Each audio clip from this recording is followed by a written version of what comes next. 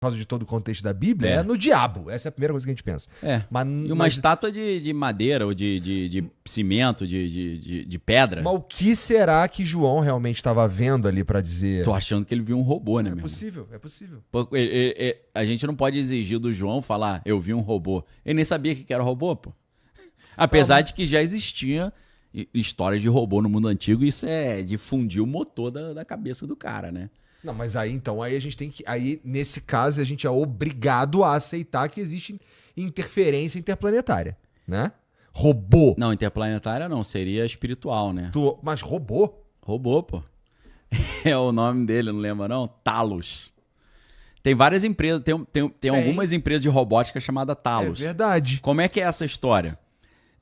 Zeus, ele dava uns pega nas mulheres, né? Vira e mexe. Vira e mexe. Ele era meio taradinho. Tá aí Hércules pra dizer. Né? Então. Aí Zeus achou uma mulher bonitona, que o nome a galera já ouve muito falar, o nome da mulher é Europa. Tá. Por isso que a Europa é chamada Europa.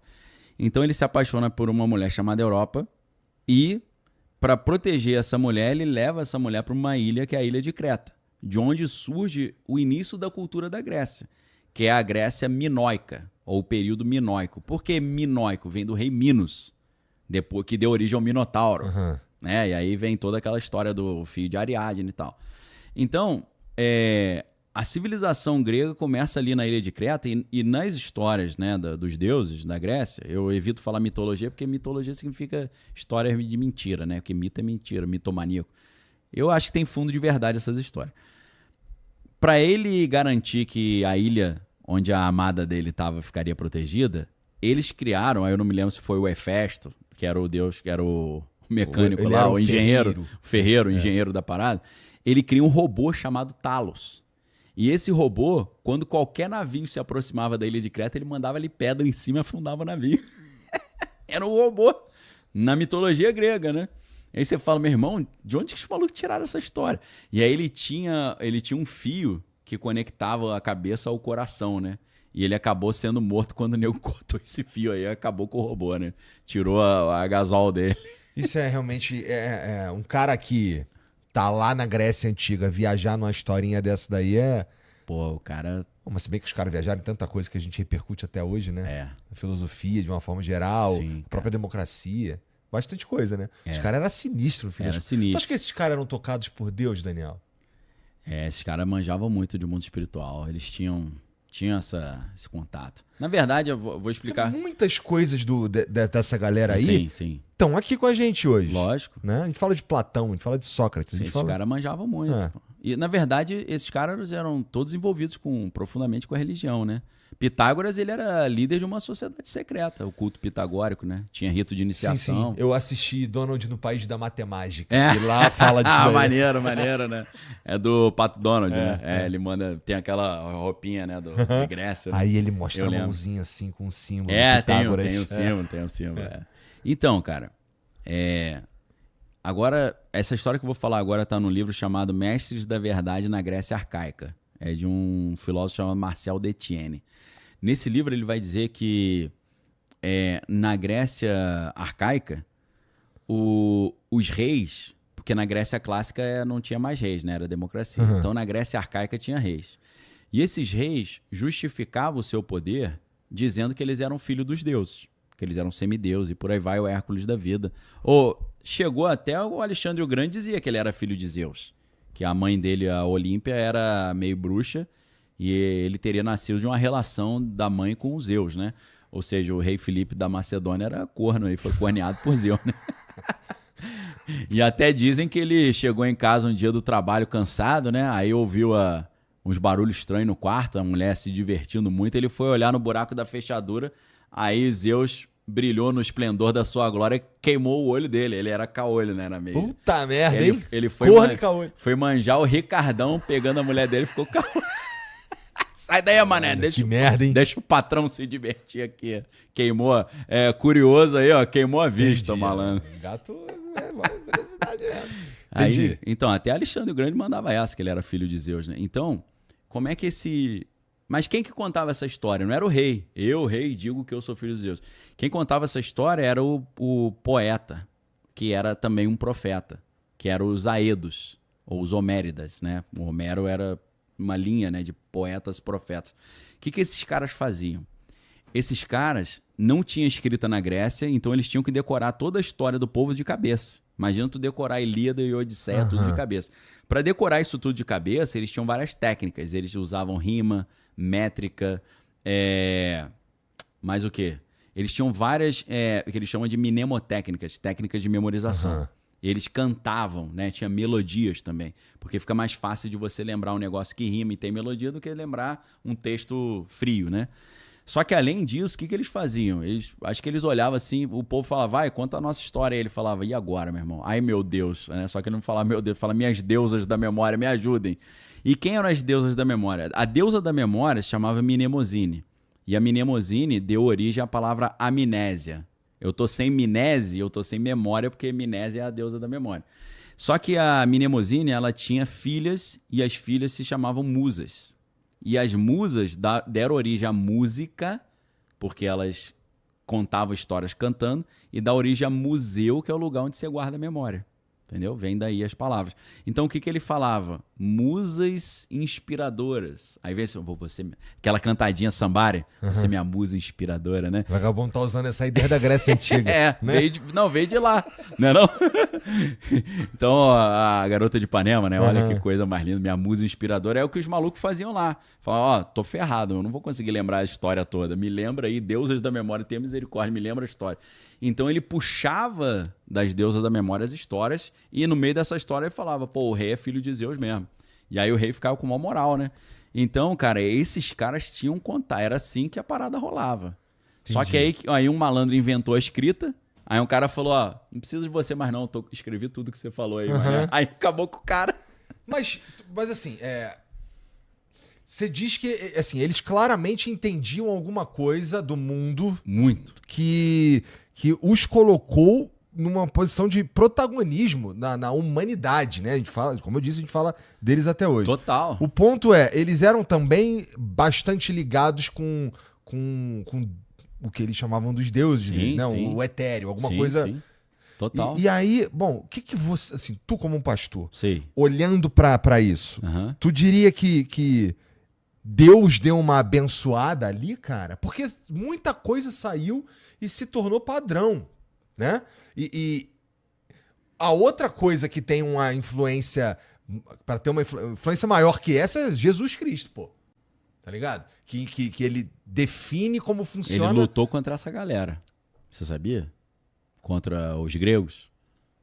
Ele saiu no tapa com os caras. Ele teve que vencer a influência grega lá em Israel. É uma parada que o nego não entende muito, porque o Novo Testamento foi escrito em grego, então os caras assim meio que dão uma endeusada no grego, né? Pô, que coisa linda. Mas houve uma dicotomia entre o pensamento judaico e o pensamento grego, né? Tem um livro que é muito interessante, que se eu não estou enganado, é de um judeu chamado Nehemiah Gordon, e o título do livro é The Greek Jesus versus the Hebrew Yeshua. O Jesus grego versus o Yeshua hebraico. As diferentes concepções e como isso entrava em choque. E ele fala de como as coisas entravam em choque, é isso? Fala, ele explica como é que a visão grega deturpou a visão judaica de Deus e como isso rolou um embate naquela época. Porque você tinha os fariseus, na época de Jesus você tinha 4 seitas judaicas, né? Fariseu, saduceu, essênio e zelote. Tinha uma briga entre os saduceus e os fariseus, porque os saduceus eram os caras que dominavam a religião e eles eram completamente helenizados, eles tinham adotado totalmente a cultura grega. E por causa dessas influências, eles pararam até de acreditar em anjo, demônio, céu, inferno. Eles eram os caras meio, tipo, filósofo, assim, teólogo, que isso aí acho que é bobagem. Tá bom, tá. E os fariseus não, os fariseus eram os caras que estavam ali querendo, né, ficar na risca da tradição judaica. Então, a representação dessa briga entre a influência grega e a influência judaica é a grande batalha entre os fariseus e os saduceus. E dessas 4 seitas, a única seita que Jesus chegou a elogiar, mesmo que descendo o porrete, foram os fariseus. Os fariseus, Jesus fala, os fariseus não vivem o que eles ensinam, Mas eles ensinam a doutrina correta porque eles estão assentados no assento de Moisés. Ou seja, eles estão bebendo da herança de Moisés, que é a herança contra a herança grega, entendeu? Aham. Então você, por exemplo, você fazer uma leitura judaica... Nunca tinha escutado isso. Pô, isso é legal pra caramba, eu me amarro nessas paradas aí. Eu gosto demais da língua grega, estudei, não sou, meu Deus, sei tudo do grego, mas eu sou alfabetizado em grego, sei ler, me viro, dou meus pitacos, estudei hebraico também, estudei em sinagoga, então eu adoro esse tipo de interpretação, porque você... O Antigo Testamento é judaico, mas se você lê o Novo Testamento com um olhar judaico, cara, você entende muito melhor as coisas, que faz sentido, né? Porque é uma cultura judaica passada com o idioma grego, e como eles usam palavras gregas, você acaba puxando toda a cultura grega. Por exemplo, Jesus fala assim em Mateus 16, 18, né? Dar-te a chave do reino dos céus não é essa parte não. Tu és Pedro, sobre esta pedra edificarei minha igreja, e as portas do inferno não prevalecerão contra ela, né? As portas do inferno em grego é pileton radu. Radu é a palavra Hades. E aí quando você olha isso, algumas bíblias até as portas do Hades, ao invés de pensar o conceito judaico de Sheol, que é o mundo dos mortos, os caras pensam em Hades. Aí vai pensar tudo, né? Porque foi escrito em grego. Vai pensar no céu grego e no inferno grego. Mas não, pô, você tem que... É só a palavra que ele usou, mas o conceito é hebraico. Entendeu? Senão tu mistura a bola toda, meu irmão. Aí embaralha geral. Nossa, é que é tão... É legal pra caramba, é muito legal. Estamos falando de coisas... Dá pra ficar a vida inteira nisso aí. O meu problema de estudar a Bíblia, cara, é que eu estudo letra por letra. Cada letra eu vejo sentido. Eu acho maneiro, porque aí eu posso te convidar aqui e a gente troca uma ideia. Isso, né? Direto, cara. Pô, dá pra fazer um programa só disso. Eu trago a Bíblia aqui e vou comparando, mostrando os estudos. No hebraico, né? Dá pra pegar o grego também, que é mó loucura. Isso aí é meu passatempo, cara. Porra! E haja... Só que eu fico um dia inteiro só pra ler uma palavra, né? Que cada letra eu tô buscando o significado. Tem que estudar pra cacete, né? Interessante. Bom, tem pergunta pra gente aí, Vitão? Tá. Cara, bom, antes da gente ir pras perguntas... Beleza. Deixa eu te perguntar uma parada. Tu tinha me falado, antes da gente começar, voltando lá naquele papo do Epstein, que existem relações... Citações... Referências... A figuras importantes brasileiras. Isso, a figurões brasileiros. Muito importantes. Tu não é um problema pra tu ficar falando isso, não? E se não for, me conta aí, pô. Então, eu te conto nos bastidores depois, porque lá na Arca eu contei hoje. E a gente pode combinar uma parada com a galera, né? A Arca é o meu grupo de estudos e tá em promoção. Se o cara fizer assinatura anual, tem 24% de desconto, que dá R$ 198. Vamos combinar uma parada? Depois que a gente terminar essa conversa, eu te conto essa história em off. Tá. E a gente bota o vídeo lá dentro da Arca. Tá bom, se a galera quiser, pode acessar o link ali, né? Tem um link, tem um QR Code também pra você aí, se você quiser fazer parte da Arca lá. E lá, o Daniel, ele tá há quanto tempo que tem a Arca? Cara, a Arca é do dia 17 de outubro de 2023. Tá. Então, vai fazer 3 aninhos aí. Tá um tempo aí que tu tá ali falando tem da... uma galera já. Tem uma galera legal pra caramba, Então, vai lá pra você conhecer. Como eu disse, o QR Code tá aqui, o link tá aí na descrição também, pra tu ficar mais por dentro dessas paradas. E eu queria também mandar um salve aqui, antes da gente ir pras perguntas, pra Insider, cara. Insider é quem faz essa camisa que eu tô usando. E você fica pensando na Insider como uma camisa pra ir treinar, ou uma camisa pra... uma roupa, em geral, pra fazer alguma coisa específica. Deixa eu te falar uma coisa, cara. A Insider, na verdade, ela é pensada pra facilitar a sua vida e ela é a roupa para você usar no dia a dia. Isso quer dizer que a Insider te veste bem para você ir treinar, a Insider te veste bem para você ir fazer uma reunião, a Insider te veste bem para você ir viajar, inclusive. E ela não só te veste bem, mas ela também te facilita a vida. Então, problema que você ia ter para secar tua roupa, a Insider te ajuda nesse sentido.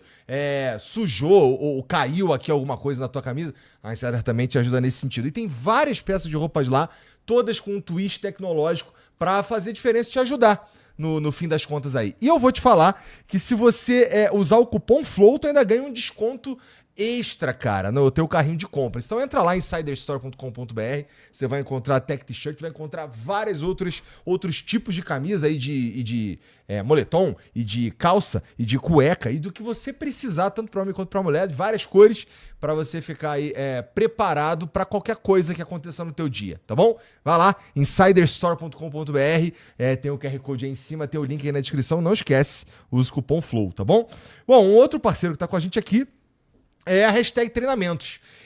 Não sei se você conhece a Hashtag Treinamentos, mas é uma das principais plataformas de educação da América Latina, cara. Então, tu tá querendo aprender sobre inteligência artificial, sobre automação, sobre BI, sobre qualquer coisa que tenha, várias coisas que tenha a ver com tecnologia para você melhorar, para você ser um profissional melhor, ou até para você mudar de área. Cara, pouco investimento é melhor do que o investimento em você mesmo, na sua própria carreira. Então, cara, tá rolando agora uma parceria do Flow com a Hashtag Treinamentos, que você vai ganhar 500 reais, é até difícil de acreditar, 500 reais de desconto na comunidade impressionadora, cara, que é um pacote completo de cursos.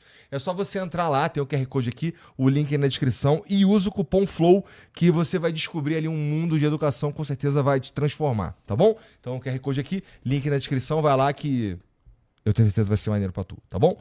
Deixa eu ouvir aí, Vitão, as perguntas que mandaram pra gente. Tem algum absurdo, cara?